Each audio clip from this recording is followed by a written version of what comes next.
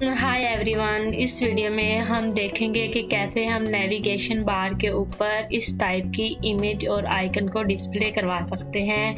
SVG image और icon को display करवा सकते हैं क्योंकि हमारे पास ये शॉपिफाई वेबसाइट है। शॉपिफाई वेबसाइट के अंदर हमें सिंपल किसी भी थीम के अंदर ये ऑप्शन नहीं दिया जाता कि हम उसके साथ आइकन भी डिस्प्ले करवाएं या फिर कोई भी एसवीजी डिस्प्ले करवाएं। ये थीम और ये कुछ पेड थीम होती है और फिर हम उन्हें ये ऑप्शन नहीं दिया जाता, तो फिर क्लाइंट की रिक्वायरमेंट होती है तो हमें क्लाइंट की रिक्वायरमेंट के मुताबिक ऐसे बनानी पड़ती है। तो जैसे कि ये आपको सामने नज़र आ रही है, ये मैंने क्लाइंट की रिक्वायरमेंट के मुताबिक शॉपिफाई वेबसाइट बनाई है। और अब मैं आपको सिखाऊंगी कि कैसे हम कस्टम आइकन और इमेज डिस्प्ले करवा सकते हैं कोडिंग के साथ। तो आ जाते हैं अपने इसके अंदर डमी वेबसाइट में। ये डमी वेबसाइट है जिसके अंदर ये ईला थीम इंस्टॉल हुई है। और अब ईला थीम के अंदर हम कस्टम बना के देखेंगे कि कैसे हम इस टाइप के इमेज को नेविगेशन बार में डिस्प्ले करवा सकते हैं। उसके लिए हमें कोडिंग की ज़रूरत होगी। तो ये कोडिंग मैंने लिख के रखी हुई है और मैं आपको ये कोडिंग समझा दूंगी कि ये कैसे कोडिंग वर्क करती है और कैसे हम कोडिंग से डिस्प्ले करवाएंगे। और उसके अलावा ये कोडिंग आपको डिस्क्रिप्शन में भी मिल जाएगी इस वीडियो में, ताकि आप इसको समझकर अप्लाई कर सकते हैं अपनी शॉपिफाई में। बस आपने ये करना होगा कि जो इसके क्लासेस और आईडी होती है उसे चेंज कर लेना, और बाकी इसके अंदर जो आपको CSS स्टाइलिंग है वो यही वाली रहेगी। ठीक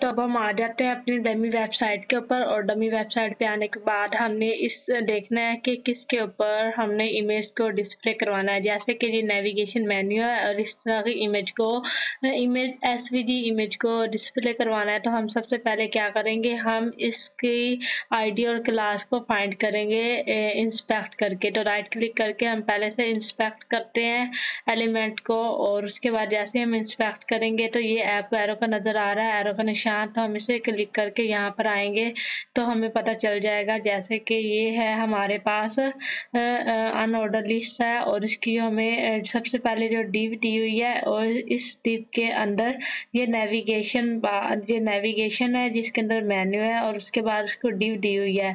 हम सिंपल इस डिव के अंदर ये UI दिए हुए हैं, UI और LI दिए हुए हैं। हम ना सिंपल इसको क्या कर लेंगे, कॉपी कर लेंगे। कॉपी करने के बाद क्या करेंगे, दोबारा इसमें आएंगे, दोबारा यहाँ पे माउस लेकर जाकर राइट क्लिक करेंगे तो व्यू पेज शॉर्ट्स में आ जाएंगे। इससे क्या होगा, हमें ये कोडिंग जैसे शॉर्ट नज़र आ रही है, हमें थोड़ा सा बड़े पेज पे जूम नज़र आएगी। तो हम इधर आकर कंट्रोल F करेंगे और जो हमने कॉपी किया यहाँ पर आकर सिंपल पेस्ट कर देंगे। जैसे ही हम पेस्ट करेंगे तो हमें पता चल जाएगा इस डिव की ये क्लास है, और उसके नीचे यहाँ पर हमें UI दिए हुए हैं इसकी लिस्ट आइटम की। जो हमें ये बटन है इसके जो कोडिंग है वो यहाँ पर है, यानी कि यहाँ से लेकर यहाँ तक खत्म हो रही है। सबसे पहला जो बटन है वो हमारे पास टी शर्ट है, उसके बाद स्वेट शर्ट और ये कैप्स तक आ रहा है, जैसे कि आपको यहाँ नजर आ रहा है। ये सारे मेन्यू नजर आ रहे हैं। ठीक है, आपने सिर्फ और सिर्फ यहाँ से इतनी जगह से यहाँ से UI से लेकर यहाँ पे इसकी UI खत्म हो रही है अनऑर्डर लिस्ट, वहां तक इसकी क्या करनी है, क्लास और आईडी को देख लेना है। जो मेन चीज देखने वाली है, अब वो यहाँ इतनी हिस्से को देखने वाली है। हम क्या करेंगे, सबसे पहले एक नोटपैड लेंगे और नोटपैड लेने के बाद इसकी आईडी और क्लास को देख लेंगे। तो क्योंकि हमने यहाँ पर एंकर टैग को वो करना है टारगेट। क्यों करना है, क्योंकि हमने एंकर टैग के ऊपर इमेज को डिस्प्ले करवाना है। इसलिए हम यहाँ पर जब आएंगे सबसे पहले अनऑर्डर लिस्ट को क्या करेंगे, कॉपी करेंगे। कॉपी करने के बाद इधर आकर पेस्ट कर देंगे और उसके बाद हमें क्या दी हुई है, क्लास दी हुई है। क्लास के लिए हम डॉट लगाते हैं। डॉट लगाने के बाद यहाँ पर आपको जो क्लास दी हुई है फर्स्ट, सेकंड और थर्ड 3 क्लासें दी हुई हैं। आपने सिर्फ और सिर्फ फर्स्ट वाली क्लास लेनी है यूआई की। इसे कॉपी कर लेंगे। कॉपी करने के बाद सिंपल यहाँ आकर पेस्ट कर देंगे और उसके बाद हम उसके एलआई में आएंगे। अनऑर्डर लिस्ट की हमने पहली क्लास ले ली है। उसके बाद हम अनऑर्डर लिस्ट की जो एलआई है यानी कि पहला लिस्ट आइटम है टी शर्ट वाला, उसकी इसको एलआई लेंगे, एलआई की क्लास को लेंगे। एलआई लिया, एलआई को पेस्ट किया, फिर डॉट लगा कर एलआई की फर्स्ट क्लास को ले लिया और हम यहाँ से क्लास को लेने के बाद तो फिर दोबारा डॉट लगा कर इसके बाद जो अगली क्लास है ना इसके साथ दी हुई है उसको यहाँ से लेके यहाँ तक क्या कर लेंगे, कॉपी कर लेंगे।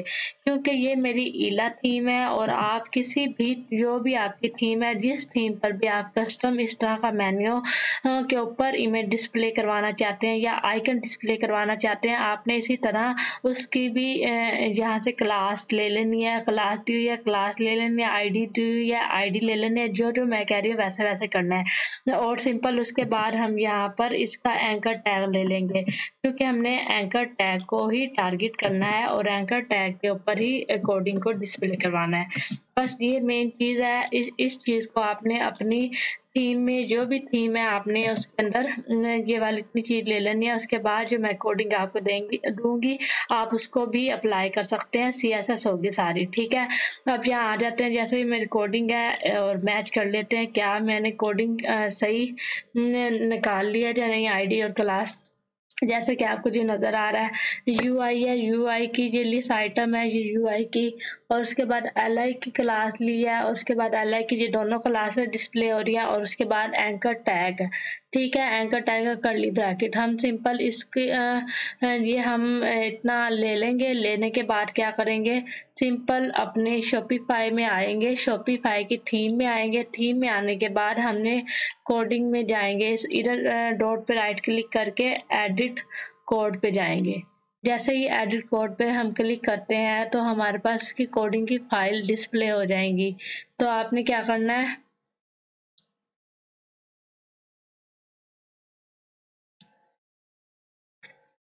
आपने सिंपल क्या आना है यहाँ पर, जैसे आपके खुले ओपन होंगी तो आपने यहाँ पे एसेट में आ जाना है। एसेट में जैसे आएंगे तो सबसे पहले आपका तीसरे नंबर पे बेस डॉट CSS आप फाइंड भी कर सकते हैं एसेट को, और वैसे आपको बेस डॉट CSS इसको आपने क्या कर लेना है, ओपन कर लेना है। क्योंकि हमने सिर्फ और सिर्फ CSS की मदद से ही इमेज को डिस्प्ले करवा देंगे। हमें कस्टम कोड दूसरे यानी कि जैसे हम सिंपल HTML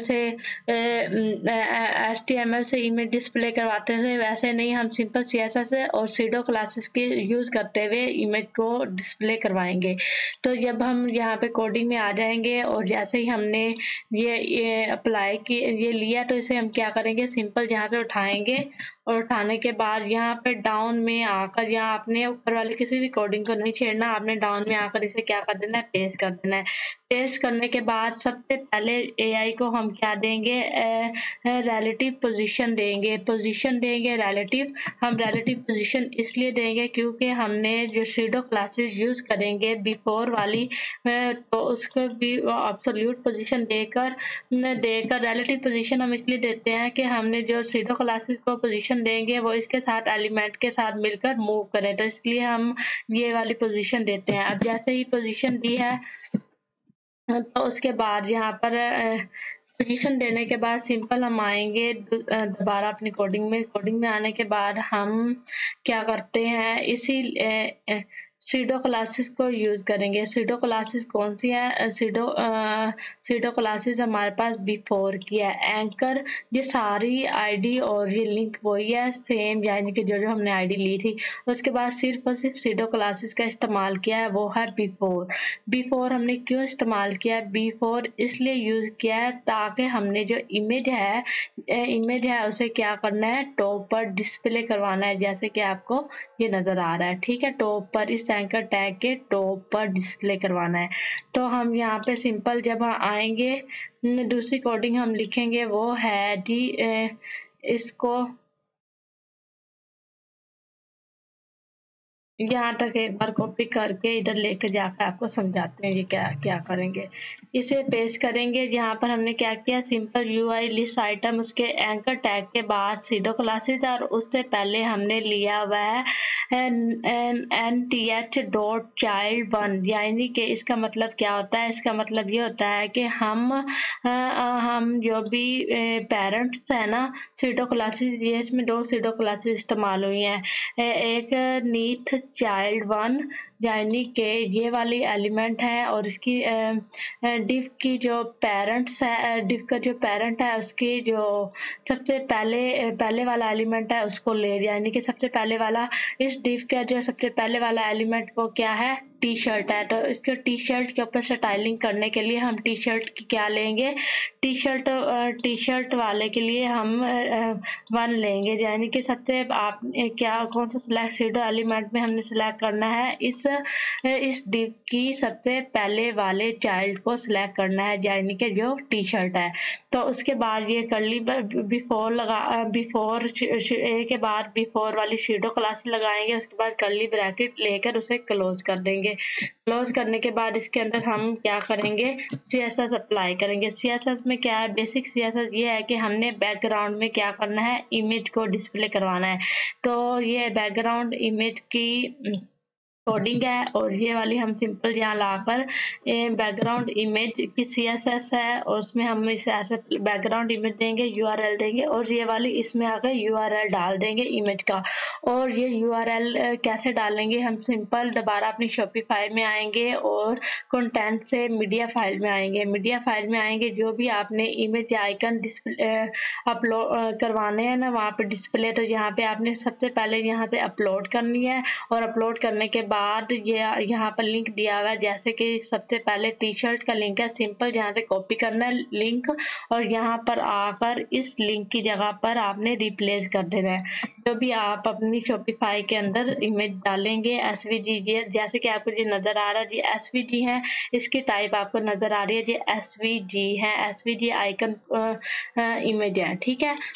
तो आपने इधर आकर सिंपल इसे पेस्ट कर देना है। उसके बाद क्या करना है और उसके बाद हमने इस अब सीडो क्लासेस बिफोर के ऊपर CSS स्टाइलिंग करनी है ताकि हमारी ये इमेज है टॉप पर इस तरह, जैसे कि ये नजर आ रहा है, ये नजर आ रहा है वैसे ही शो हो। तो हम उसके लिए क्या करेंगे, हम दोबारा आते हैं अपने नोटपैड में। नोटपैड में आने के बाद आपको ये वाली जो आपको ये दिखाई है इसकी CSS स्टाइलिंग अप्लाई हुई है। सिंपल CSS स्टाइलिंग के अंदर सबसे पहले हम वही करेंगे, इतनी ए तक दोबारा वो ले लेंगे जहाँ तक हमने इसकी जो क्लास है जिसको हम टारगेट कर रहे हैं वो ले लेंगे। उसके बाद सीधो क्लासेस अप्लाई करेंगे, मतलब कि अब इसके ऊपर हम ये CSS स्टाइलिंग को इसके ऊपर अप्लाई करेंगे। तो हम यहाँ पर आकर इसे पेस्ट कर देते हैं। पेस्ट करने के बाद हम सीडो एलिमेंट लेंगे बिफोर वाला, क्योंकि हमने इमेज को पहले डिस्प्ले करवाना है। और उसके बाद कर्ली ब्रैकेट डालेंगे और अब सबसे पहले एंकर टैग है और एंकर टैग को हमने पोजीशन रिलेटिव दी है और उसके बाद जो सीडो क्लासेस है उसकी हम पोजीशन क्या देंगे, हम उसकी पोजीशन देंगे एब्सोल्यूट। सबसे पहला काम हम करेंगे उसकी पोजीशन को पहले पोजीशन को एब्सोल्यूट देंगे।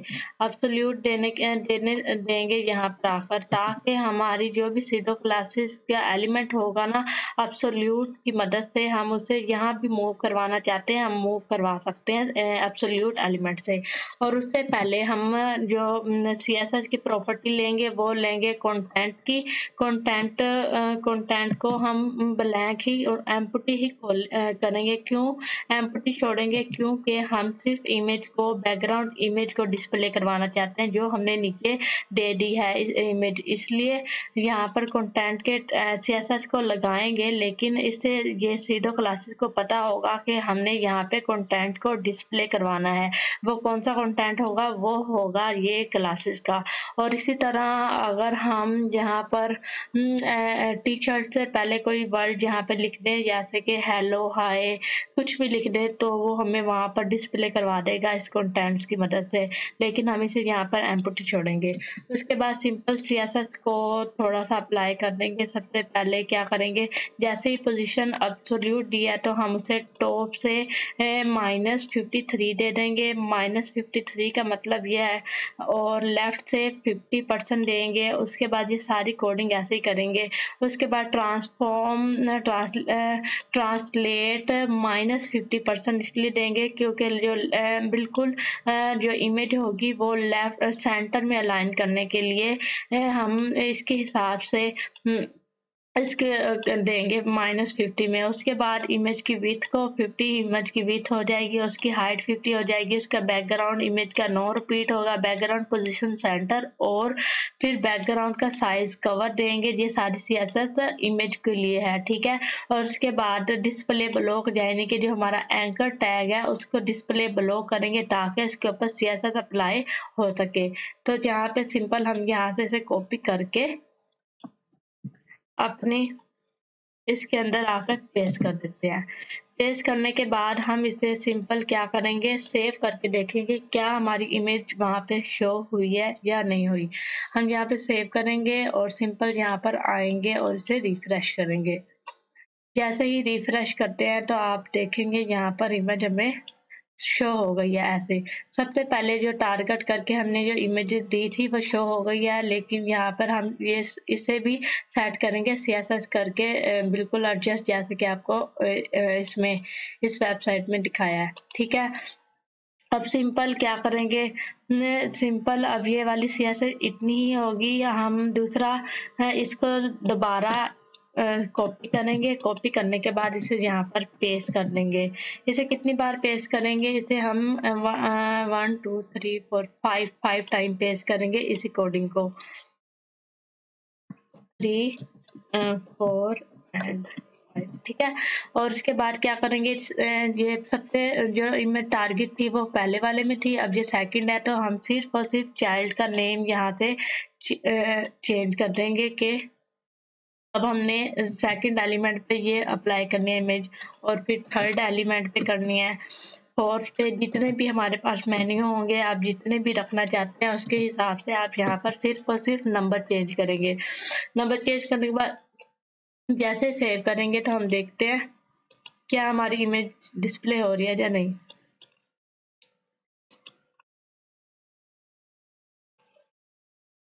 जैसे अब आपको नजर आ रहा है ये हमें इमेज यहाँ पर डिस्प्ले हो रही है। अब सिंपल क्या करेंगे, जो SVG हमने यहाँ पर अपलोड की हुई है अपनी, इसके अंदर सिंपल इसके यहाँ पर हम टी शर्ट है, उसके बाद अगला हमारे पास है स्वेट शर्ट वाले लिंक को कॉपी करेंगे इधर से, और यहाँ पर आकर सेकंड वाले के अंदर सिंपल यहाँ पे अपने लिंक को चेंज कर देंगे।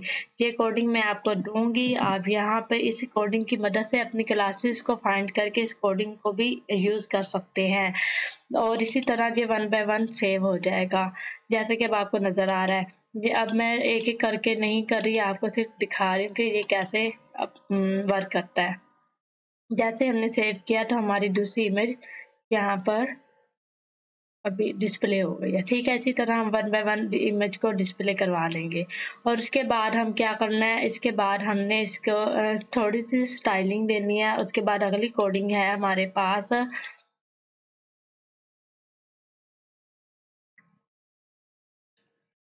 मोबाइल की है। अब ये हमारे पास इस तरह मोबाइल से पहले हम इसे थोड़ा सा एडजस्ट कर लेते हैं। फॉर एग्जांपल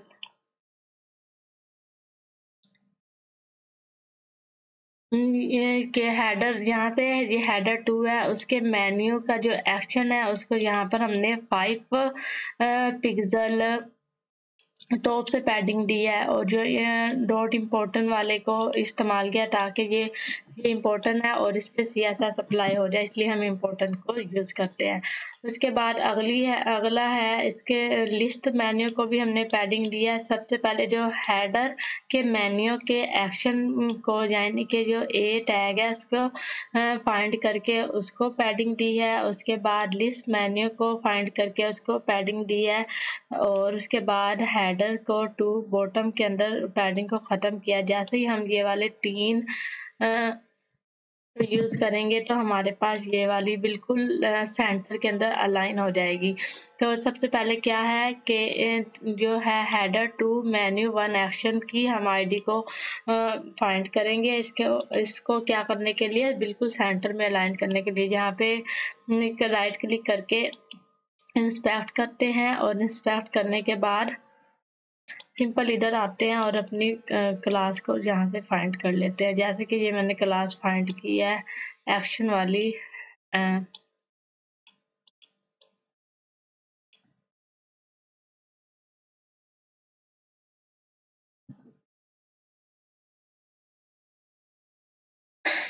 यहाँ से तो नहीं नज़र आई। यहाँ से जैसे कि आपको ये वाली क्लास कौन सी है, हेडर टू और मेन्यू और एक्शन वाली, हेडर टू मेन्यू एक्शन, यानी कि जैसे हमने इसे इंस्पेक्ट किया है और यहाँ से हमें पता चल गया है कि यहाँ से ये हमारे पास हेडर टू है और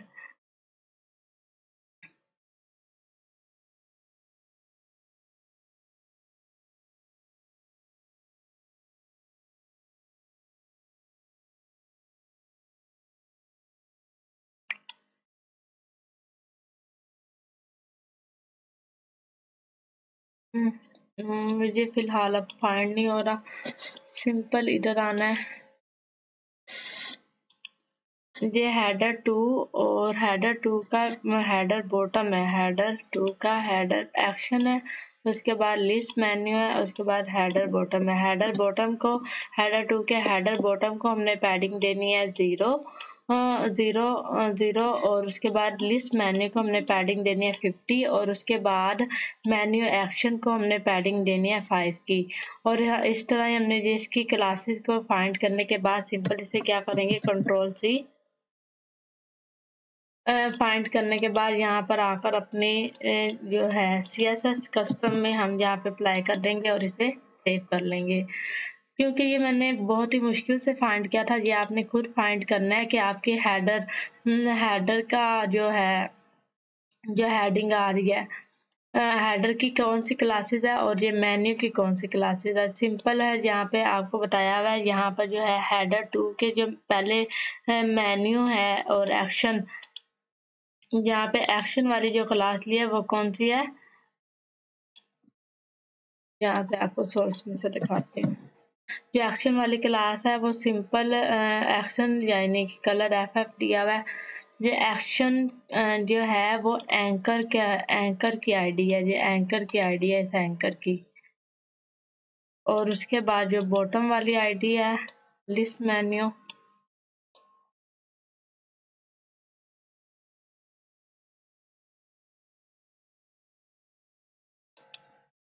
के 5 एक्शन दिए हुए, एक ये एक्शन है, एक ये एक्शन है और एक ये एक्शन, ठीक है।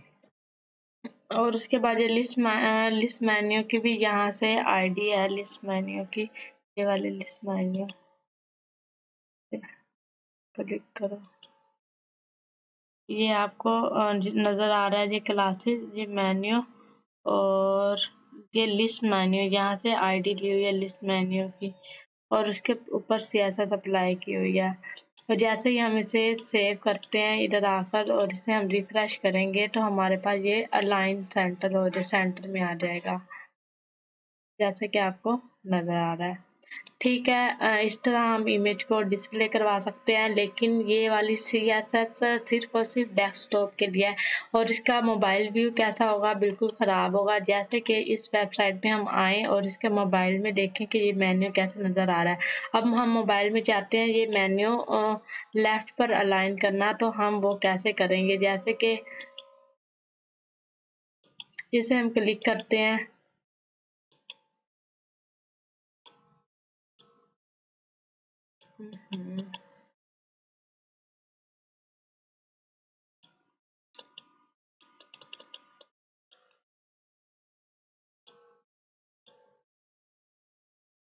जैसे कि अब आपको नज़र आ रहा है ये वाली वेबसाइट के हमने जो आइकन है उसे क्या पर लेफ्ट अलाइन किया है, इसकी कोडिंग क्या होगी। और इस पे जैसे ये डैमी वेबसाइट जिस पे हम चेक कर रहे हैं हमारी जो इमेज है वो इस तरह ऊपर को दिखाई दे रही है। हम इसे क्या करना चाहते हैं, लेफ्ट में अलाइन करना चाहते हैं।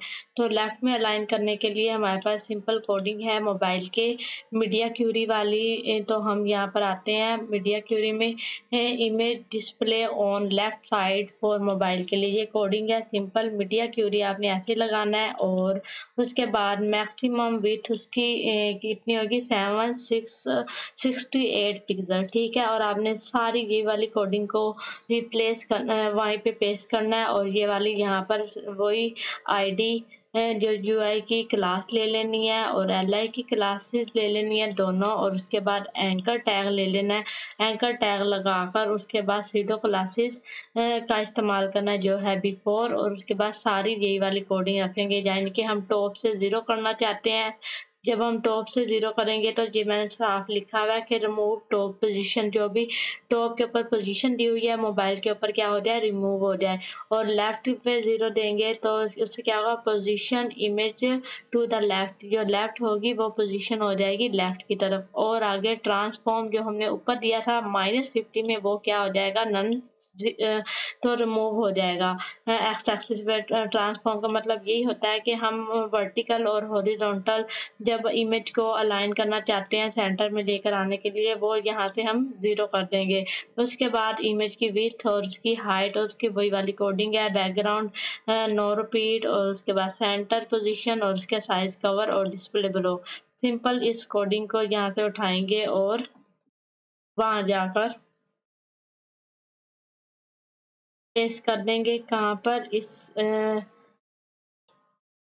जो इमेज है ना हमारी इमेज से बिल्कुल डाउन पे जहाँ पे हमने इमेज डिस्प्ले करवाई है और यहाँ पर आकर सेव कर लेंगे। जैसे ही सेव करेंगे अब देखते हैं हमारी इमेज कहाँ पे डिस्प्ले हो रही है।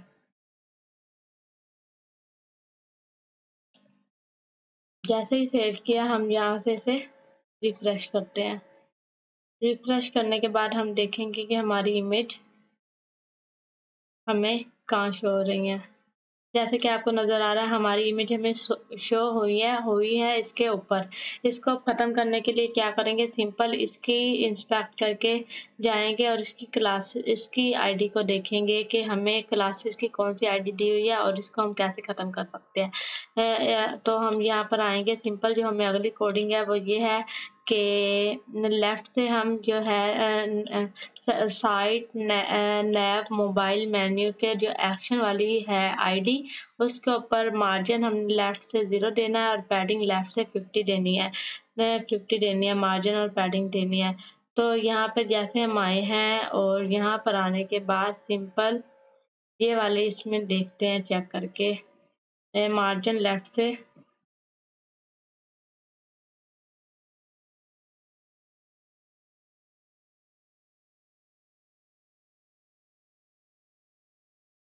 मार्जिन लेफ्ट से देना था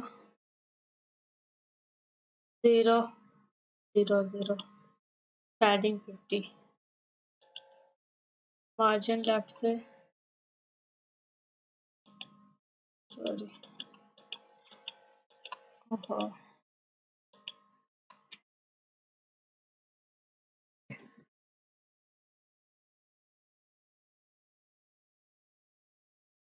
0 पिक्सल और ठीक है। और पैडिंग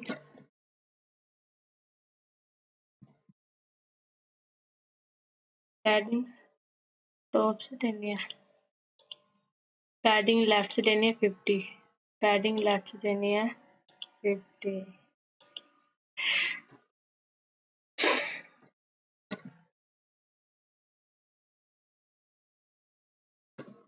लेफ्ट से देनी है 50 पिक्सल। अब देखें आपके सामने ये वाली कोडिंग है, इसको सिंपल हम यहाँ से इसकी आपने भी ऐसे ही सेट करके देख लेना इंस्पेक्ट करके, और इसकी आईडी और क्लास ढूंढ लेनी है। और आपके सामने ये अभी पैडिंग जो टॉप मार्जिन से जो मार्जिन लेफ्ट से 0 आया और पैडिंग 50 आया, तो हमारी ये वाली जो इमेज है इस तरह अलाइन हो गया है। सिंपल हम इसे यहीं से ऐसे कॉपी करेंगे और इसी को मैंने यहाँ से कॉपी करके हम इसे यहाँ पर आकर क्या कर देंगे, पेस्ट नीचे इसके, ठीक है। और उसके बाद हम इसे क्या कर लेंगे, सेव कर लेंगे। सेव करने के बाद हम देखते हैं कि अब हमारे पास इसका व्यू कैसा आया है।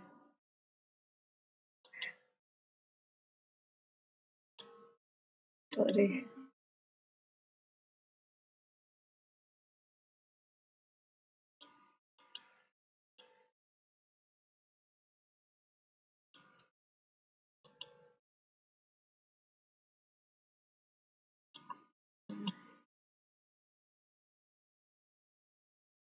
फिर इसकी कोडिंग को कुछ हो गया, जो ऊपर कैसे चला गया।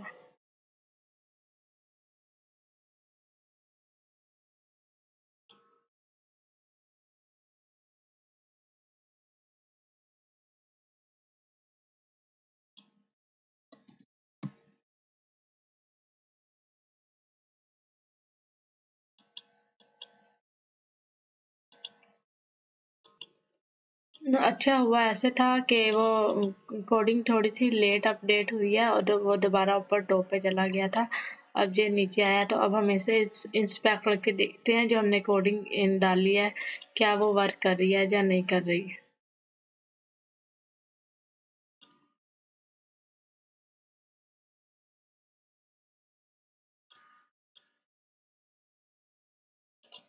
एक तो ये मेन्यू ही जल्दी ओपन नहीं होता, मोबाइल वाला।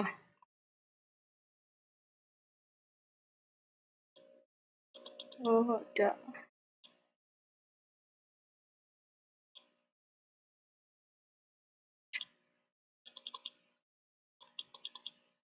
वीडियो इतनी लंबी हो गई है। और ये यहाँ से इंस्पेक्ट करके देखते हैं।